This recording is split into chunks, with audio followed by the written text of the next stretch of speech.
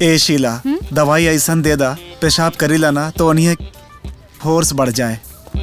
इला निकाला 25 रुपया। 25 रुपया तो बहुत ज्यादा हो जाए। अच्छा देता नहीं।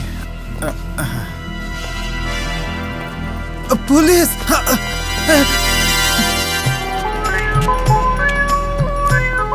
का साहब रहुआ आ गई नी, वो बुढ़वा भागी हो गई और हमार बोनी भी ना भइल। तो एगो हमारो के दइए ना द। कितना में देता रू? 100 रुपया में। बाकी रहुआ पुलिस वाला बानी तो 50 रुपया में दे दे।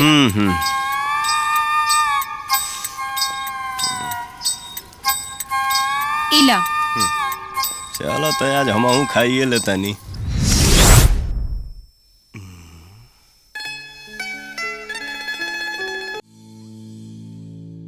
खुआबे में लिखल बा कहा रे।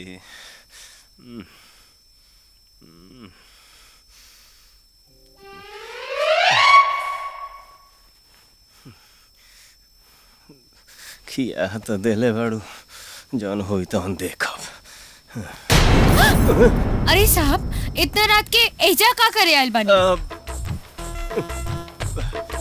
अरे वो का है ना कि हम दवाई खा लेले बनी, अब प्रयोग करे कहवा जाई? अपना मेहरारू की भिरी जाई। हमार बियाह अभी नहीं खे भाई। हे भगवान, तो पहले ना बतावे के चाहत रहे। अब गलती तो हो गई हमारा से। तू एक बार गलती कर दो, आखिर कहवा जाई? खेत में जाई, खलिहानी में जाई, ओसारी में जाई, चाहे दलानी में जाई, बाकी हमार जान छोड़ी।